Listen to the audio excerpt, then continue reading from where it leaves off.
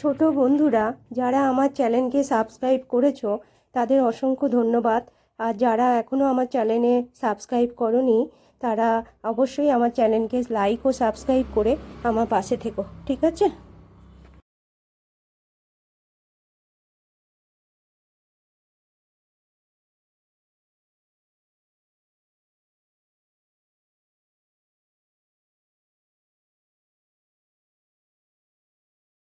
ভালো আছো? আর আমার চ্যানেলটিকে সাবস্ক্রাইব করার জন্য তোমাদের অসংখ্য ধন্যবাদ। যারা নতুন শিক্ষার্থী তাদের আমার চ্যানেলে তোমাদের স্বাগত জানাই। ঠিক আছে, দেখো কি বলছে, স্মরণীয় যারা, এই চ্যাপ্টারগুলো কিন্তু ভীষণ তোমাদের ইম্পর্টেন্ট। হ্যাঁ, যেখানগুলো আমি পড়াচ্ছি দেখবে, লক্ষ্য করবে, এখান থেকে টিক মারা বলো, প্রশ্ন বলো, সব কিছু আসবে। ঠিক আছে, এগুলো ভালো করে ফলো করো। এই 91 পাতা 92 পাতায় শেষ হচ্ছে, আমি 89 পাতা থেকে পড়াচ্ছি তোমাদের। শোনো কি বলেছে। তোমরা ছোটোবেলা থেকে এই নামগুলো অবশ্যই শুনেছ। বঙ্কিমচন্দ্র চট্টোপাধ্যায়, এদের এই জন্ম, কবে তাদের জন্ম হয়েছিল, হ্যাঁ এগুলো কিন্তু ভালো করে পড়বে। 1838-এ জন্ম হয়েছিল, আর উনি মানে 1838-এ জন্ম, 1894 উনি মারা যান। আর রবীন্দ্রনাথ ঠাকুরও তাই, 1861-তে জন্ম, 1991 সালে মারা যান। এরা আমাদের কাছে খুবই স্মরণীয়। আমরা স্মরণীয় কাদের বলি না, আমরা যাদের সম্মান করি, তাদের জন্মদিন মৃত্যুদিন আমরা কি করি, তাদের শ্রদ্ধা জানাই, তারাই তো স্মরণীয় আমাদের কাছে। যেমন রবীন্দ্রনাথ ঠাকুর, কাজী নজরুল ইসলাম, বঙ্কিমচন্দ্র চট্টোপাধ্যায়, ঠিক আছে, এদের আমরা এক কথায় মনীষী বলে থাকি। মনীষীদের আমরা, তারা বিভিন্ন রকম লেখা লিখে গেছেন, দেশের মানুষের ভালো কাজের জন্য তারা ভাবনা চিন্তা করেছেন, তাদের ভালো কাজ করতে কি করেছেন, উদ্বুদ্ধ করেছেন, মানে দেশের মানুষকে আরও এগিয়ে নিয়ে যাওয়ার জন্য। তারা সব সময় মানে তাদের ভালো ভালো কথা লিখে গেছেন, তাই তো? তারা সেই লেখাগুলো আমরা পড়ি। হ্যাঁ, আচ্ছা, তারপরে দেখো, তারপর কি বলছে দেখো, আমরা তাদেরই তো মনীষী বলে থাকি। আর দেশের মানুষ ভালো আরও অনেকেই করেছেন, আরও অনেক মানুষের আমরা নাম পড়ব। কি কি, যেমন দেখো, যেমন হচ্ছে ঈশ্বরচন্দ্র বিদ্যাসাগর, ডিও জিও, তাই তো, ডিরো জিও, স্বামী বিবেকানন্দ, ভগিনী নিবেদিতা, বেগম রোকেয়া, রাজা রামমোহন রায়, এরাও আমাদের কাছে অতি স্মরণীয়। হ্যাঁ, এদের অবশ্যই এগুলো তোমরা মনে রাখবে, কবে জন্মেছিলেন আর কবে তারা মারা যান। ঠিক আছে, বিশেষ বিশেষ মানুষ তো, এদের এইগুলো মনে রাখতে পারলে খুব ভালো তোমাদের। যেগুলো তোমাদের এই বিশেষ বিশেষ যারা মানুষ আমাদের, যারা স্মরণীয়, এই নামগুলো কিন্তু অবশ্যই মনে রাখবে। ওরা সবাই আমাদের কাছে কি মনীষী। আগেকার দিনের মানুষের অনেক ভুল ধারণা ছিল, যেমন বাড়িতে মেয়ে জন্মালে অনেক দুঃখ পেত অনেকে।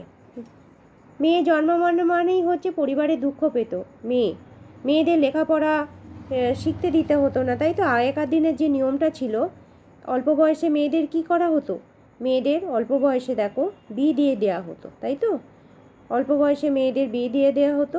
কখনো কখনো বর মারা গেলে, হ্যাঁ, বরের সঙ্গে তাদের পুড়িয়ে মারা হতো। এটা তোমরা জানো যে মেয়েদের তাহলে সেই সময়ে জীবনযাত্রা কেমন ছিল, লেখাপড়া শেখানো হতো না।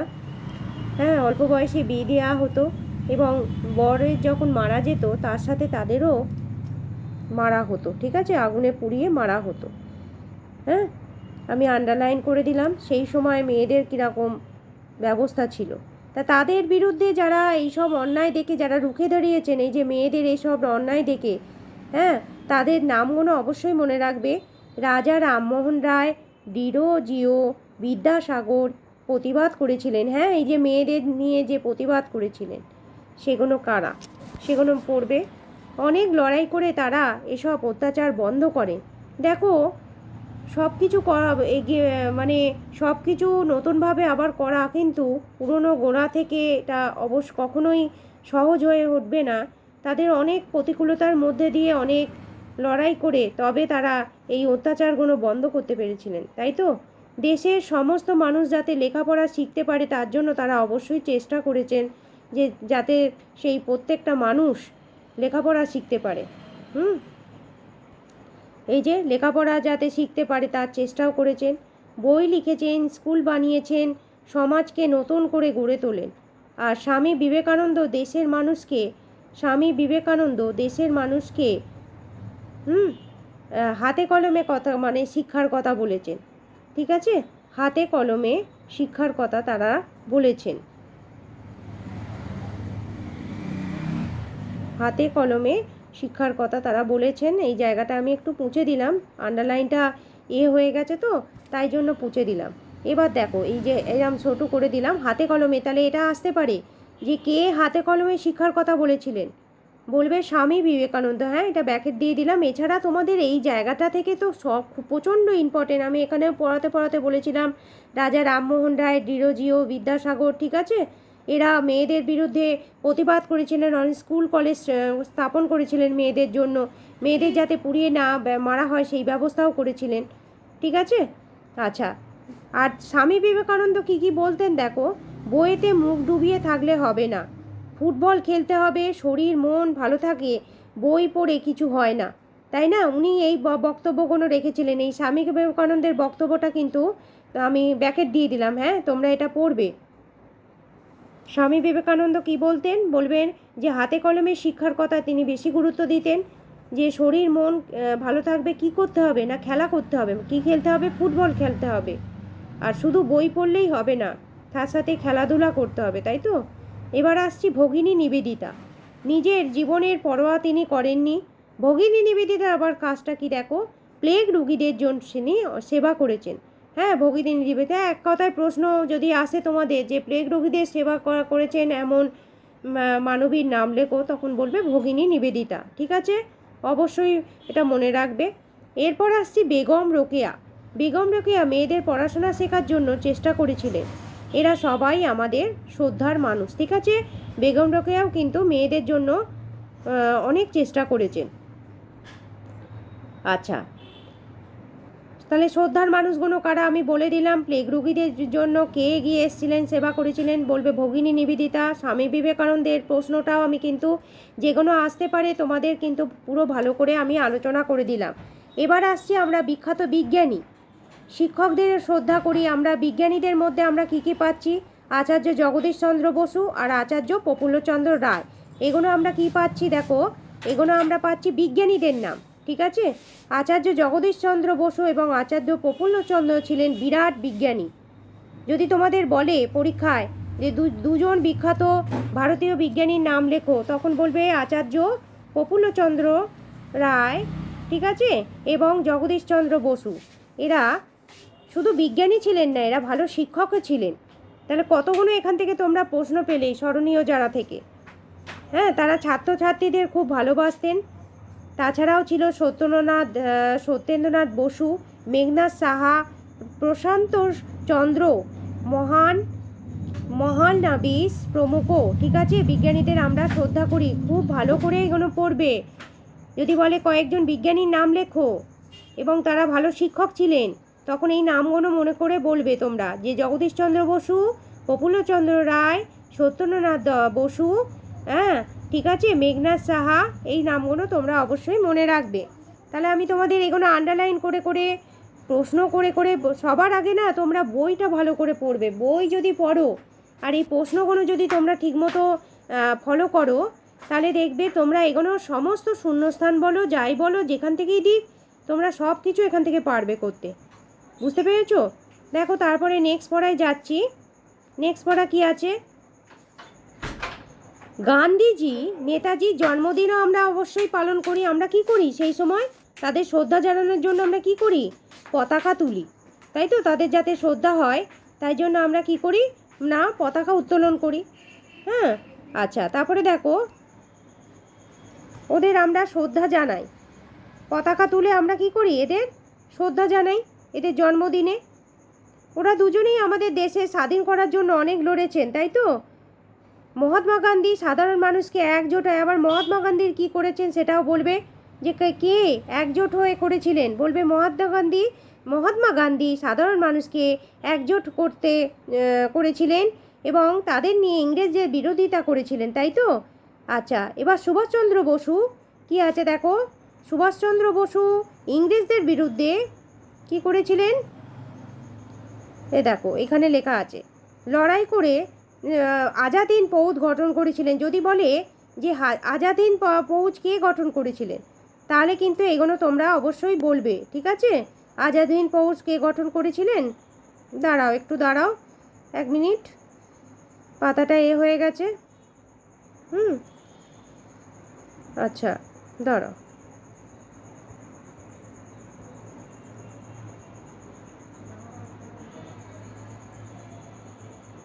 সাতাশি, একটু মিনিট দাঁড়াও, এখানে আমি পড়াচ্ছিলাম, হঠাৎ করে তোমাদের চলে গেল, সরি ডিস্টার্ব হওয়ার জন্য। এবার দেখো এখানে যেটা আমি এই যে এখানে বলছিলাম, যেটা যে আজাদ হিন্দ ফৌজ কে গঠন করেছিলেন, কি বলবে? আজাদ হিন্দ ফৌজ কে গঠন করেছিলেন? বলবে নেতাজি সুভাষচন্দ্র বসু আজাদ হিন্দ ফৌজ গঠন করেছিলেন, ঠিক আছে? আচ্ছা, তাদের আমরা শ্রদ্ধা জানাই অবশ্যই। এবার এছাড়া আরও যারা আমাদের দেশের জন্য লড়েছিলেন, তাদের মধ্যে দেখো আমরা যেগুলো পাচ্ছি এখানে দিয়ে দিয়েছে। অনেকের আমরা নাম জানি, আবার অনেকের নামটা হয়তো অজানাও থেকে গেছে। যাই হোক, তারা সবাই আমাদের কাছে কি অত্যন্ত শ্রদ্ধার। এই যে এখানে সব কটা নাম দিয়ে দিয়েছে, যেমন দেখো ক্ষুদিরাম বসু, এই যে ক্ষুদিরাম বসু, তারপরে হচ্ছে তোমার যতীন্দ্রনাথ মুখোপাধ্যায়, সূর্য সেন যেটাকে মাস্টারদা বলা হয়, ভগৎ সিং, এগুলো অবশ্যই মনে রাখবে, ঠিক আছে? এরা হচ্ছে স্বাধীনতা সংগ্রামী। বিনয় বাদল দীনেশ, মাস্টারদা সূর্য সেন, বাঘা যতীন, ভগৎ সিং, হ্যাঁ খুব ইম্পর্টেন্ট এগুলো, যে কয়েকজন স্বাধীনতা সংগ্রামীর নাম লেখো। খুব অল্প বয়সে 2 বন্ধু লড়তে গেছিলেন দেশের জন্য, ক্ষুদিরাম বসু, প্রফুল্ল চাকি, ঠিক আছে? তারা কিন্তু অল্প বয়সেই দেশের জন্য লড়তে গেছিলেন। তারপরে কি বলেছে দেখো, সুনীল সেন নামে একজন ছাত্র ছিল। ইংরেজ শাসনের বিরোধিতা করার জন্য তাকে বেদ মারা হয়। কাকে বেদ মারা হয় এটা কিন্তু আসতে পারে, বলবে সুশীল সেনকে বেদ মারা হয়েছিল, যেহেতু ইংরেজদের বিরুদ্ধে। আর কারা অল্প বয়সে এসেছিল দেশের জন্য লড়তে? বলবে ক্ষুদিরাম বসু আর প্রফুল্ল চাকি, মনে থাকবে? বেদ মেরে তুই মা ভোলাবি আমায়, আমরা যে সেই ছেলে, এর মানে হচ্ছে দেশ। সূর্য সেন, এটা ঠিক আছে, এটা কিন্তু ওই সুশীল সেনের সম্পর্কে কথাটা বলা হয়েছে। এবার সূর্য সেন যিনি মাস্টারমশাই, মাস্টারদা বলা হতো, মাস্টারমশাই, ছাত্ররা তাকে মাস্টারমশাই বলতেন, তিনি দেশের মানুষের দুঃখ কষ্টের কথা বলেছিলেন, দেশের হয়ে কাজ করার জন্য অনেক উৎসাহ দিয়েছিলেন। হ্যাঁ, এটাও আবার আসতে পারে তোমাদের, যে মাস্টারদার অবদান কী ইংরেজদের শাসনে দূর করার মানে ইংরেজদের শাসন থেকে দূর করার জন্য তিনি অনেক কিছু ভালো ভালো কাজ করেছিলেন। এবার আসছি বিনয় বাদল দীনেশ, বাঘা যতীন, ভগৎ সিং, এরা সবাই কিন্তু স্বাধীনতার জন্য লড়েছিলেন। ভীষণ ইম্পর্টেন্ট একটা চ্যাপ্টার তোমাদের, বুঝতে পেরেছো? আর আমরা জানি যে এই সব লড়াই এক জায়গায় 1947 সালে 15ই আগস্ট কী হয়েছিল? দেশ স্বাধীন হয়েছিল, ঠিক আছে? অবশ্যই এগুলো মনে রাখবে। মেয়েরা স্বাধীনতার জন্য লড়েছিল, কয়েকটি মেয়েদের নাম লেখো যারা স্বাধীনতার জন্য লড়েছিল, এটাও আসবে তোমাদের। প্রীতিলতা ওয়াদ্দেদার আর মাতঙ্গিনী হাজরা, কল্পনা দত্ত, ঠিক আছে? আচ্ছা দেখো 91 পাতার এইটা পড়িয়ে দিলাম। এবার দেখো 92 পাতায় কি আছে। 92 পাতায় যেটা আছে সেটা দেখো কি বলেছে, যে অস্ত্র হাতে লড়াই করেছিলেন প্রীতিলতা ওয়াদ্দেদার, ঠিক আছে, কল্পনা দত্ত, এদের অস্ত্র হাতে লড়াই করেছিলেন। কারা অস্ত্র হাতে লড়াই করেছিলেন এটা মনে রাখবে। মাতঙ্গিনী হাজরা অসংখ্য মানুষকে একজোট করে, আবার মাতঙ্গিনী হাজরার অবদান কি না, মাতঙ্গিনী হাজরার যে অবদান ছিল, এই যে মাতঙ্গিনী হাজরা, দাঁড়াও এটা পুছে দিই তাহলে দেখতে পাবে। এই দেখো মাতঙ্গিনী হাজরার যে অবদান ছিল, এই যে এখানে আন্ডারলাইন করে দিলাম, তিনি মানুষকে একজোট হয়ে লড়াইয়ের কথা বলেছিলেন। ইংরেজদের তিনি ভয় দেখিয়েছিলেন হাতে অস্ত্র নিয়ে। মাতঙ্গিনী লড়াই কিন্তু তবুও ছাড়েননি, গান্ধীজির মতোই মাতঙ্গিনী লড়াই করেছিলেন, ঠিক আছে? এগুলো আমি তোমাদের কিন্তু ইম্পর্টেন্ট বলে দিলাম, তোমরা কিন্তু এগুলো অবশ্যই করবে। আর কাকে গান্ধী বুড়ি বলা হয় এটা ভীষণ ইম্পর্টেন্ট, বলবে মাতঙ্গিনী হাজরাকে। এমন আরও অনেক মানুষ আছেন, ঠিক আছে, যারা দেশের জন্য লড়েছেন, তাদের থেকে আমাদের অনেক কিছু শেখার বিষয়। আমি তোমাদের এগুলো প্রশ্নগুলো কি আসতে পারে না পারে বইটা ভালো করে পড়িয়ে দিলাম। হ্যাঁ, তোমাদের এই পেজগুলো সম্পর্কে আলোচনা করে দিলাম, কি হতে পারে না পারে। তোমরা কিন্তু পেজটা অবশ্যই ভালো করে পড়বে, সব কিছুই এখানে ইম্পর্টেন্ট, কোনোটাই বাদ দেবার নয়, এই বইয়ের যে কটা পেজ আছে সবটাই ইম্পর্টেন্ট। এই কে মনীষী কাদের বলা হয়, কয়েকজন বিজ্ঞানীর নাম লেখো, কারা দেশের জন্য এগিয়ে এসেছিলেন, স্বামী বিবেকানন্দের যে ভাবনা ছিল সেটা কি, হ্যাঁ, তারপরে হচ্ছে বেগম রোকেয়া কী করেছিলেন, প্লেগ রুগীদের জন্য কে এগিয়ে এসেছিলেন, সব কিছু মনে করবে। আমি দেখো সব কিছু তোমাদের এগুলো আন্ডারলাইন করে করে বুঝিয়ে দিয়েছি, ঠিক আছে? তোমরা সবাই কিন্তু এগুলো ফলো করো ঠিক মতো, তাহলে নিশ্চয়ই উপকার পাবে, ঠিক আছে? আচ্ছা, আমি তাহলে আজকে এই মতো শেষ করছি।